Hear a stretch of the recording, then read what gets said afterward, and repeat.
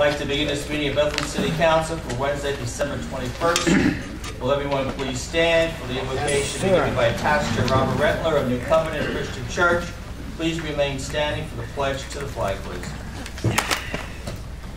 By the way, does the 5 minute refer to the invocation? You're exempt. Especially this season.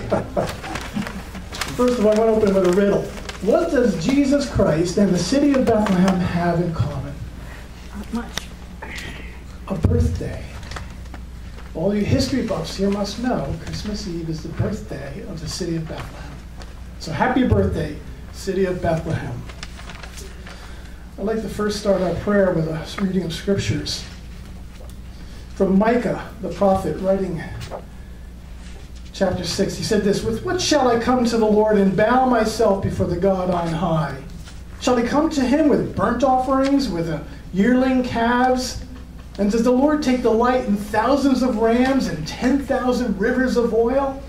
Shall I present my firstborn for my rebellious acts, the fruit of my body for the sin of my soul? But he has told you, O man, what is good. And what does the Lord require of you?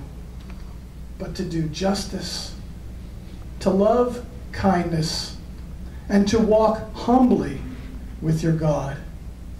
And the voice of the Lord will call to the city, and it is sound wisdom to fear thy name."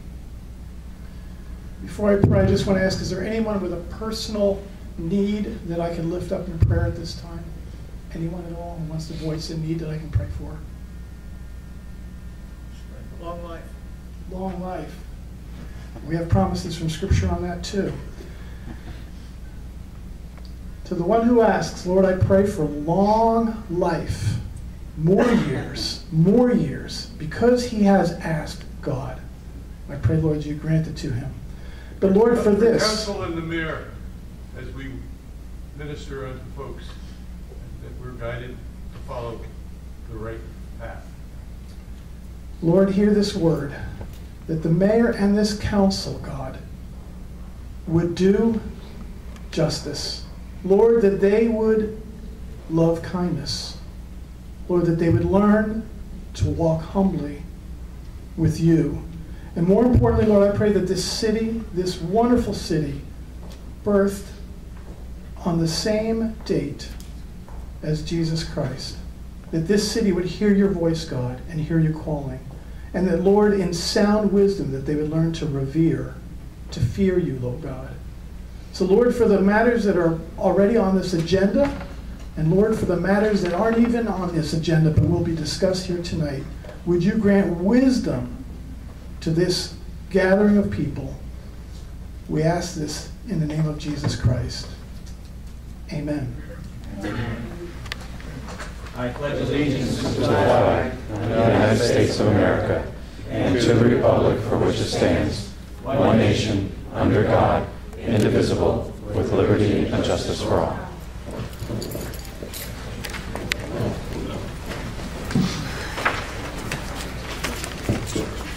Please call the roll. Mrs. Belinsky. Present. Mr. DiGiacinto. Present. Ms. Dolan. Present. Mr. Evans. Present. Mr. Mallett. Present. Mr. Reynolds. Present. Mr. Donches. Present. I want to welcome some representatives from St. Simon and Jude, troop number 335, and the audience. Thank you for coming. Appreciate it. And we have some citations for work. I don't believe anyone's in attendance, so they will be forwarded to them. Kent Easterling, Robert Eckert, Guy Elliott, Joseph Motko, David Ruth, Alfred Schlenner, and Mike Tullio. Citations will be mailed. We'll move to item 4, approval of the minutes. December 6, 2011. Members of the City Council received a memo advising that Councilmember Reynolds pointed out that minutes of the November 15th City Council meeting needed to be corrected on page 5. The Chair will accept a motion from Mr. Reynolds, and second by Mr. Evans, to amend the previously adopted minutes of the November 15th City Council meeting. I asked the clerk to read the correction. Under Resolution C, which reads as follows: termination police officer Jeffrey Rogers, Mrs. Belinsky and Mr. DiGiacinto sponsored Resolution 2011-194 that authorized the termination of police officer Jeffrey Rogers effective August 3rd, 2011. Voting aye, Mrs. Belinsky, Mr. DiGiacinto, Ms. Dolan, Mr. Evans, Mr. Malley, Mr. Reynolds, and Mr. Donches, setting the resolution passed, shall be amended to read as follows: Mr. Reynolds and Mr. DiGiacinto sponsored Resolution 2011-194 that authorized the termination of police officer Jeffrey Rogers effective August 3rd, 2011. Voting aye, Mr. DiGiacinto, Mr. Evans, Mr. Reynolds, and Mr. Donches, for the resolution passed. Are there any questions or discussion? Will the clerk call the roll on the motion, please? Mrs. Belinsky. Aye.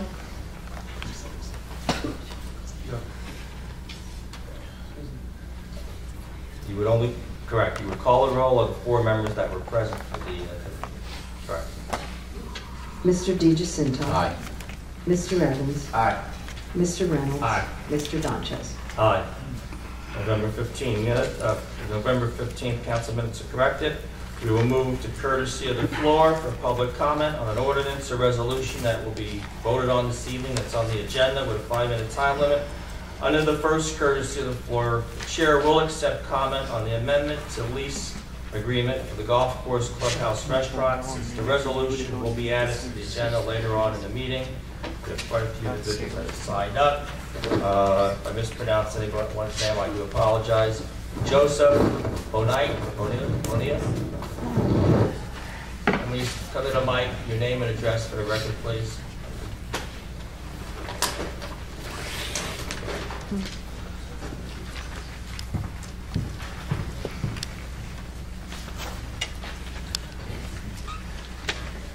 Joseph Bonilla, 1106 Mount Zion Road in Harding, Pennsylvania. And I'm here to speak about the removal of the turn lane on Wyandotte Street. I'm an employee for McDonald's and a supervisor for the owner, and am directly responsible for that location. And I can tell you that, overseeing the day-to-day business there, you can see where removal of that turn lane would have a dramatic effect on the business, and a hardship on the business, and a hardship on the employees. And not only that, on a yearly basis, that location pays close to $26,000 in different taxes to the city of Bethlehem, between local tax, city wage tax, mercantile tax, property taxes, and school taxes. Each one of those would be impacted by removal of that turn lane, because it would have a decrease in our business. It would take away people's ability to turn in to one of the 2 entrances that we have. The one on Dakota Street is a blind entrance. People can miss it very easily. After that, you would take away the rest, where people would have the opportunity to turn in. With that, you would also be creating a hazardous situation. There have been some accidents there, not due to McDonald's fault, but now, by taking away that turn lane, you would be creating even a bigger hazard by people that would be trying to turn. Stopping traffic, rear-ending people, people turning in front of others, cutting them off. There would be more problems there by eliminating them. With the parking lot at the end of the street, there doesn't seem to be the need for more parking along that street. For years, people have gone by without it. I realize it was there at one time and it was taken away, but there's new businesses that have opened up there. If they found that to be a problem, they wouldn't have done that. So it would definitely pose a problem for McDonald's, but also for the people driving on that road. So I think it would be a definite mistake to take that away. Thank you. Thank you. Pat Connell.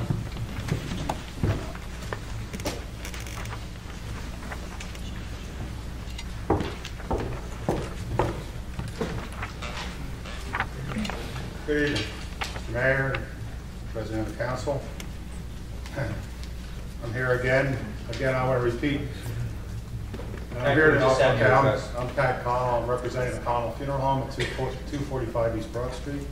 I'm here to talk about the fee, the proposed fee for the police escorts at funerals. So, but again, I want to thank the city for offering and doing that terrific service all these years. So many people that we work for and that are from out of town have commented how wonderful the city is to have the police escort, because it's really not done around the country that often. But I have some concerns and I have a few recommendations for council to consider prior to the final vote. My concerns are at $150 per escort. I feel pretty confident there are going to be families that are not going to pay that, and they're not going to want to pay for it. Therefore, requiring, the average funeral today is anywhere from 10 to 20 cars, and the funeral is driving through town, possibly stopping at traffic lights, stopping at stop signs. We kind of become an open target without the help of the police. So for those people that are not willing to pay, we're still going to be going through the town. If we do not have an escort, I have a question if we're breaking any laws as we escort a funeral through a town without an escort. And are the fees the same for funerals from a funeral home when we go to a church and a cemetery, and then we often use a policeman more than once during each funeral? And are the fees the same for escorts that are not funeral related? Things like escorting businesses to banks at late hours or non-profit agencies. The other concern, if there are fewer funeral escorts, is the city going to reach their goal of the $50,000 that you're asking? So with those concerns, I do have, just if you can bear with me, to have some recommendations.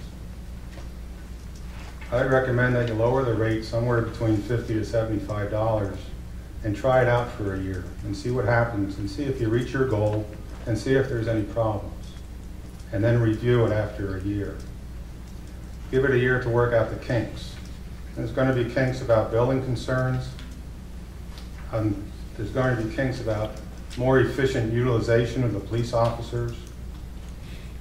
Most importantly, to the safety for both the drivers in the funeral procession and the people that are not in the processions. And I think all of us in the funeral business are going to need a clearer understanding to the liabilities that we're going to face as we take funerals through towns, and also the liabilities of the city and of the drivers both in the funerals and not in the funerals. If you give it a time and a trial period, hopefully we develop some consistent patterns as of requesting an escort so we can better and efficiently use the police officers.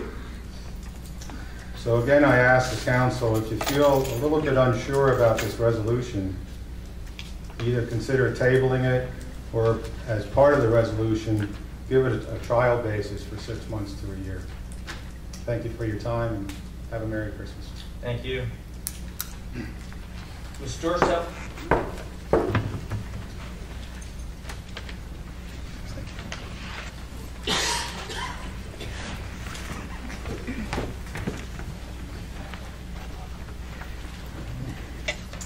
Kate Durso with the firm Fitzpatrick, Lentz & Buba, 4001 Schoolhouse Lane, Center Valley, PA, 18034. Here on behalf of the McDonald's operators on Wyandotte Street. The reason we are here this evening is to bring some things to the council's attention before they take action on the proposed resolution that would authorize the agreement to be executed between the city and PennDOT with regard to the removal of left turn lane.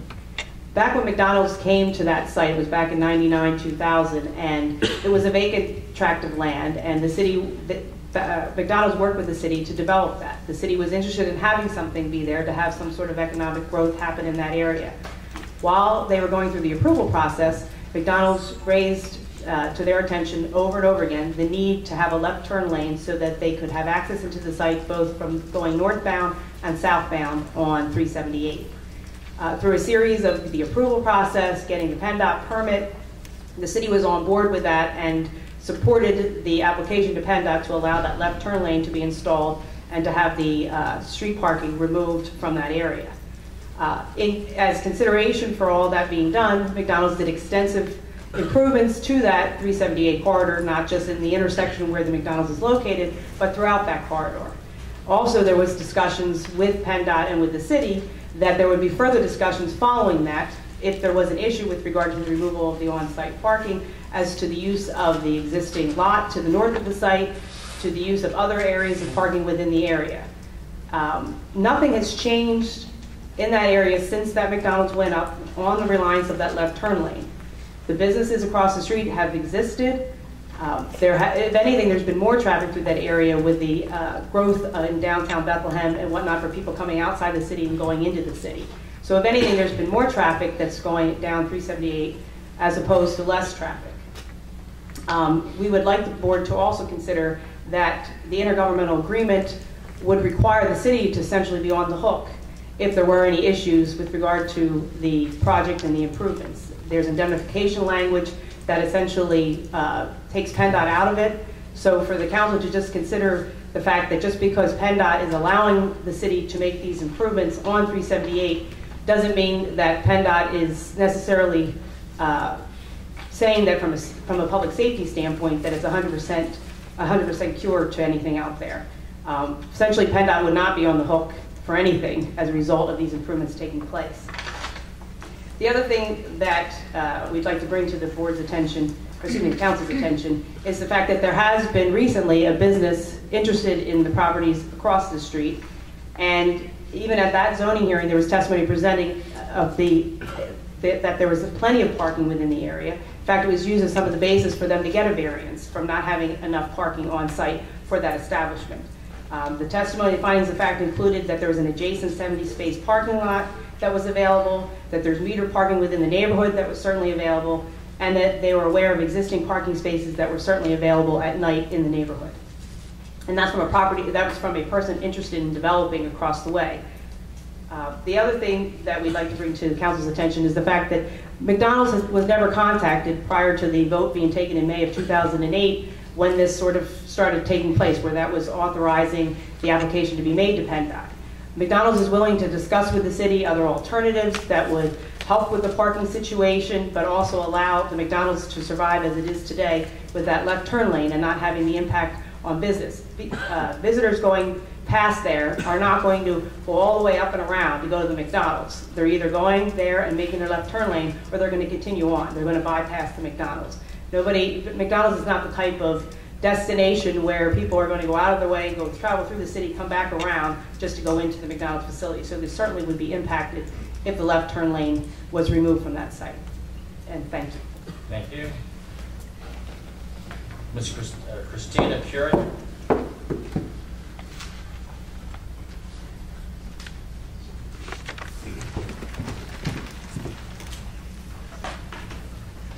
Good evening. Christina Euler-Kern, 104 South State Street, Clark Summit, Pennsylvania, 18411.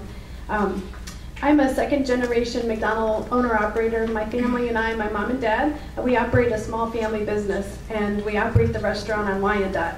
And we've made significant investments, both financially, time, sweat, trying to grow that business. And we want to grow that business because when we're successful, we allow the community and those who live in the community to be successful with us.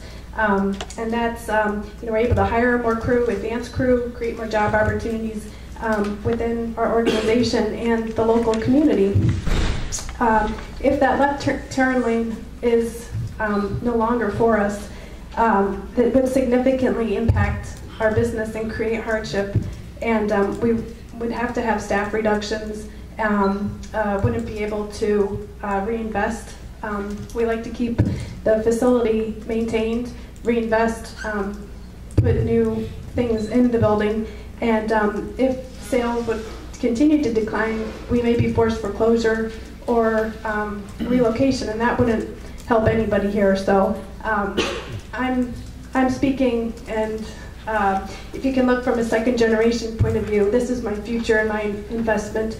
It really the left turn lane would be a great hardship for us. Thank you. Thank you. Tammy Carr.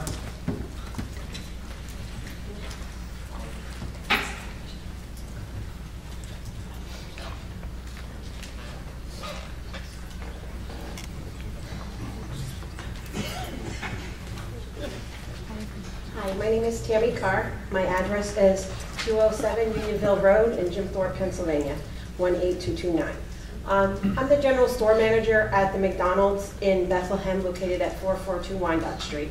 And I came to talk to you, make you aware of some of my workers that are very concerned over the removal of the left turn lane. I employ approximately 55 employees there, and this is their livelihood. I mean, they can't support their families and their needs that they need at home if I can't give them the hours at work, because you guys take the left turn lane away and we have no customers that can get into the business. So I'm here to let you know that they're very concerned about this hardship. I'm also here to let you know that I may not live here in the area, but I'm very involved. I'm down here at least 7 days a week. Not only with the business, I'm out here in your community with your children. We do McTeacher nights. I do raffle baskets to help the children in the schools raise money to go on zoo trips.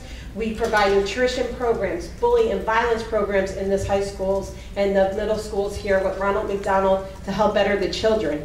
We also provided a physical education program, which I personally went to 5 different schools in the area, put a presentation on for the children, and each school got a donation check towards their physical education programs. We also do donations with the local women's shelters. Some of the underprivileged children, like Lehigh University, always puts a Halloween party on for them. We give donations for that. I personally go out and buy presents and blankets and toys for the children at the women's shelter for their Christmas parties. I mean, we do coupons for the children for good grades and things like that. We support the police department. We have them there to make our store a safe environment for our customers and the people in the area. I mean, we're very involved not only in the business, but in the community. And this would definitely put a hardship on us that we probably wouldn't be able to provide these services for the community. And I would probably have to lay off a lot of my workers who really count on this job to get them through these hard times. So I just wanted you to let you be aware that I'm here and my employees are watching the decision that you decide to make tonight. And we hope that you take us into consideration when you make that decision. Thank you. Thank you. Mike Jetner.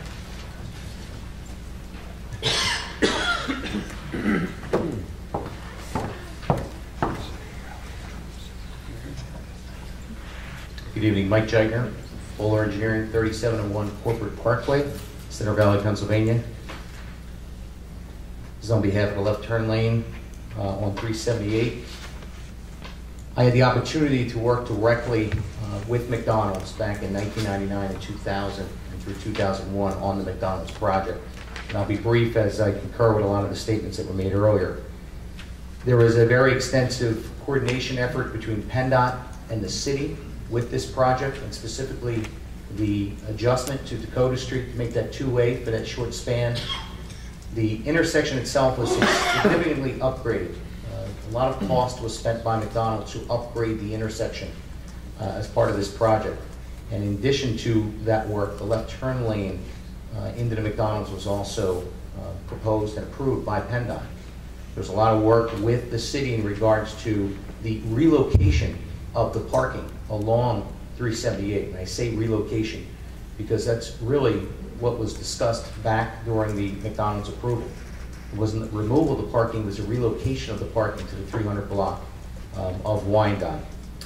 From a safety standpoint, my concern as a professional engineer and looking at this proposal on behalf of not only McDonald's but also as an individual that lives in this area, my concern is, quite frankly, the left turn right now that exists for McDonald's. People are used to that movement and have utilized that movement for over 10 years. So to get used to that maneuver through really signage, I think will be difficult to prove, or really difficult to enforce, and more concerning, difficult to control from an accident standpoint. Beyond that, right now you have a single lane on 378 that does not have any maneuvers that are prohibiting the through traffic through that area. We are aware of the average daily traffic through this area has significantly increased from 1999 to now. By adding those parallel parking spaces within that area, you're now taking a single lane that will be adding now maneuvers to and from those parking spaces while cars are traveling through this area. Do not need to explain the potential concern there. I believe that's been raised by the staff as well. Those are my comments, and I thank you for your time. Thank you. Martha Bobichak. Good evening. Martha Bobichak, 1032 Main Street, Bethlehem. First, let me just say that as an owner of a property in the 400 block for 25 years, we were there long before McDonald's was. And what is at issue tonight is, first of all, resolution that was passed 3.5 years ago to return the parking lane. And it's, it's a little bit upsetting that here we are 3.5 years later and that resolution was never implemented. 9 years ago, it was 9 years ago, in 2002, the parking lane on the east side of the 400 block of Wyandotte Street was removed so that a new McDonald's would have a turning lane into its location at 5 Points. This decision by the city administration at the time caused dire consequences for property owners, residents, and businesses of the 400 block. Residents had difficulty carrying groceries, moving furniture, and transporting items. Residents and pedestrians have had to walk the sidewalk with no safety barrier.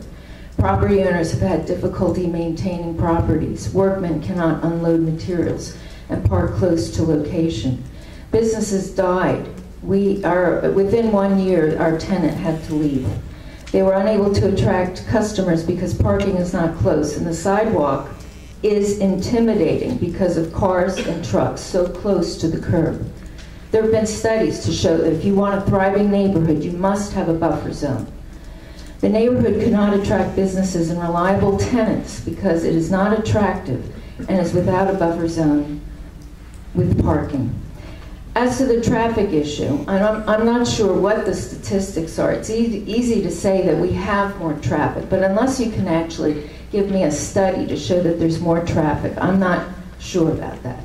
If you spend any time observing the line of traffic heading north, there's almost always only one lane next to the curb. And I have photos that I'd like to share with council at the end. The turning lanes are rarely used. If someone uses the northbound lane trying to turn into McDonald's, one has to wait for the traffic, which is heading south. Over the years, I have not seen much difference in the number of cars. There are peak times and there are times when there are no cars. When we had the parking lane, there was no complaint about the parking being an impediment to traffic. It was only because McDonald's wanted the turning lane that the parking was removed. In fact, before that, we had had 2 lanes of parking when we bought our property, on the west side and on the east side. And we had been assured by Mr. Hanna of the city that they would never remove the east side of parking. So we have our own history of statements, assurances given. So after numerous studies, the city recognized the need to return the parking lane, and in May 2008, a resolution was made and voted on 5-2 in favor of returning the parking lane. Business owners, residents, and property owners were relieved. However, it was suggested that implementation would occur with a new plan to change the traffic pattern into one-way streets. PennDOT would also have to review and approve, which they did. Property owners participated in facade improvements thanks to the city's loan programs. The old Palace Row historic block still has most of the original details. We waited. It was noted that McDonald's would oppose the change. The city examined the legal implications, and a letter was sent by City Solicitor John Spirk to Attorney Durso stating that the city would defend its decision to return the parking. In August, the landlord of the city's parking lot at 4th and Wyandotte requested a variance to allow him to use existing spaces for his proposed restaurant, claiming that the city had, quote, exacerbated the parking situation by removing on-street parking to make room for a passing lane, excuse me. This was granted, September 28, 2011, and now put more pressure on those in the block needing parking spaces. In a memorandum dated September 30th, Mr. Kelly, Director of Community and Economic Development, wrote a memorandum to President Donches stating that the administration remains committed to completing the Wyandotte Street 400 block improvements project, but cannot move any further until council acts. So now we find ourselves here yet again, hoping to see our block revive and become a thriving neighborhood. Every past city administration that I can think of has called this block the gateway to the city of Bethlehem, yet so many actions have not supported an attractive and appealing entry into the city. The City Council has the ability to right the wrong that occurred 9 years ago and take it even further by concentrating on the potential that it has. Thank you. Thank We'll you. make the pictures part of the record.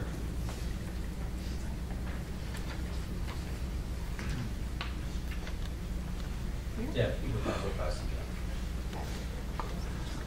down. Mr. Andrew Papachak.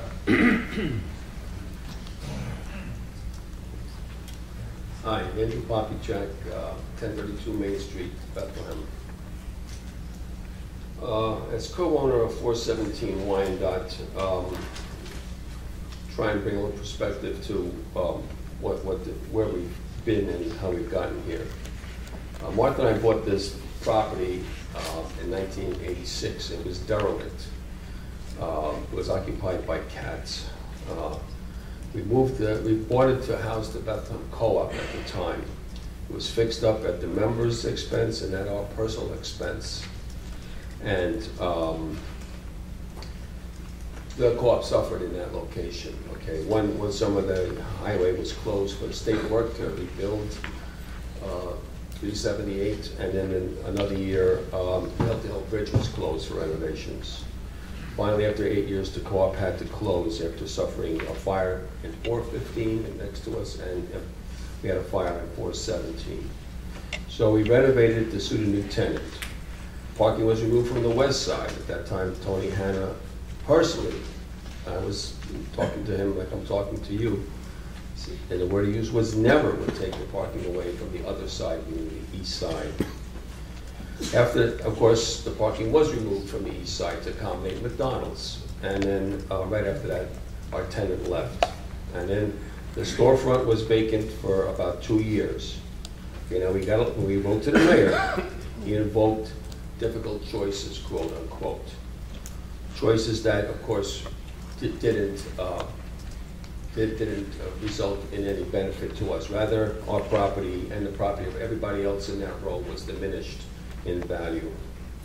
Okay, now we rehab it to accommodate another tenant. And then we're thinking, oh, the one-way pair is gonna go in, and this would be, definitely would be a positive, not just for our side, but for the other side of Wyandotte as well. Then as the pair is rejected, and to this point, I don't really understand why, but that's not what we're here to discuss.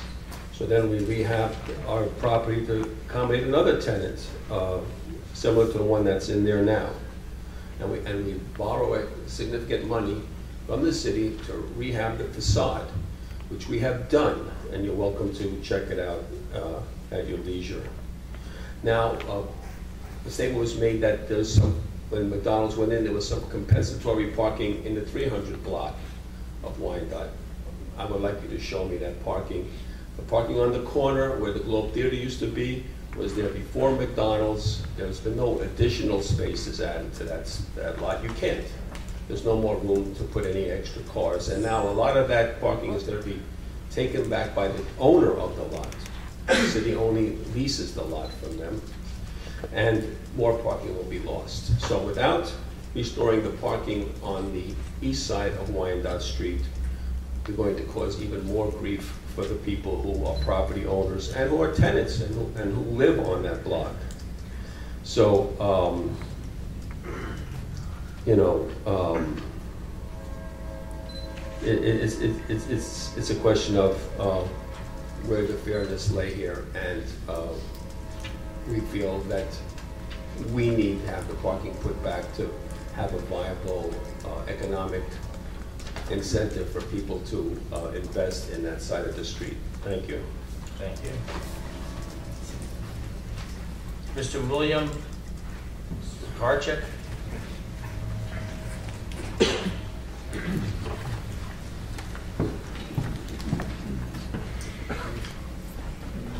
Good evening. My name is William Zuccarello with McDonald's Corporation. My address is 801 Lakeview Drive in Blue Bell, Pennsylvania. I'm here to speak on behalf of the elimination of the left turn lane for the McDonald's on Wyandotte Street. Again, I understand this has been a long day for everybody, so I'll kind of make my comments brief. Basically, again, to go back, we developed a site with the city back in 1999 to 2000, 2001 when we did the construction. One of the approvals that we received was for that left turn lane into the site off of Wyandotte. One of the things that we as McDonald's Corporation look for is access to and from on and off the site. So with this obtaining the left turn lane, we proceeded with developing the site. Chances are, if we did not have that left turn lane, that we probably would have passed on the site and not developed it. We did spend a lot of money developing the site and a lot of time working with the city to work on the site back in 1999 and 2000.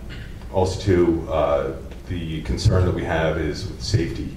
The left turn lane being eliminated and having parking back on the street and having the through traffic now. A lot of the customers have grown accustomed to that left turn into our site safely. We have concerns that they'll still try to make that left turn and cause accidents out there on Wyandotte. One of the comments was made earlier regarding a buffer with that sidewalk and having parking there. Again, it's going to be metered parking, so you will not have a permanent buffer there between the sidewalk and the roadway. So again, we ask that you reconsider on this resolution tonight, and I thank you for your time. Thank you. Yeah. Mike Long.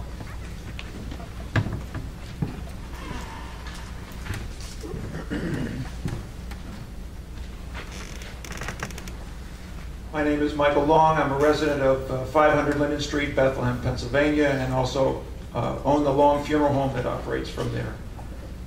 In my over 30 years of experience in the funeral service, I can't remember a single time that there's been an incident involving an accident in a funeral procession in my experience.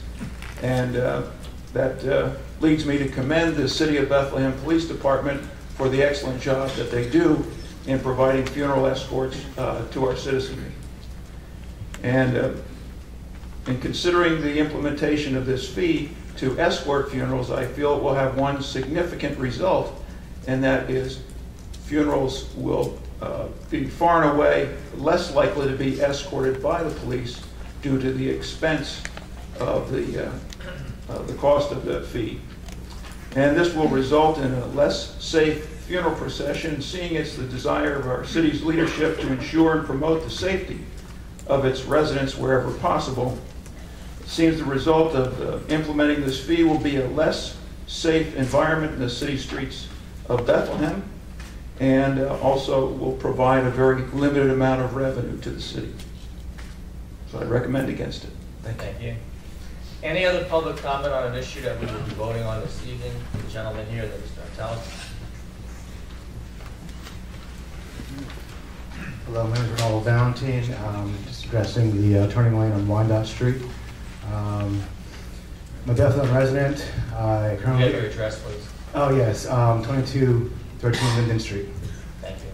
I own New Vox Art Gallery on Wyandotte Street, 425 Wyandotte. We've been there for 7 months now, sharing a space with Colette Carpet Gallery.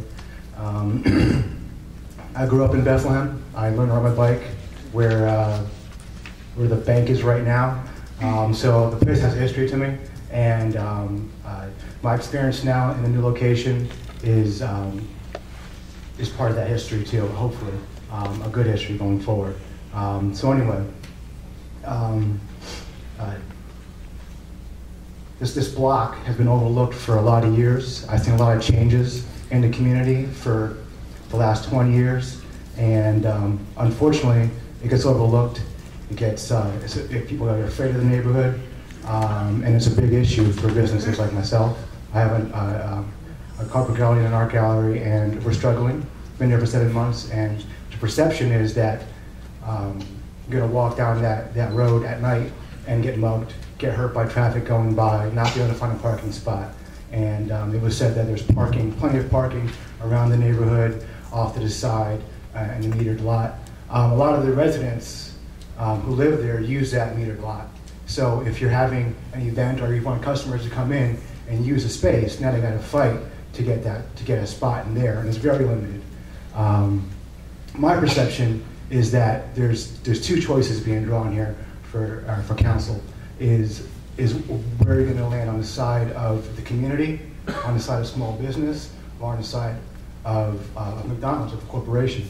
And I would hope that you would make a fair decision and weigh the balances accurately.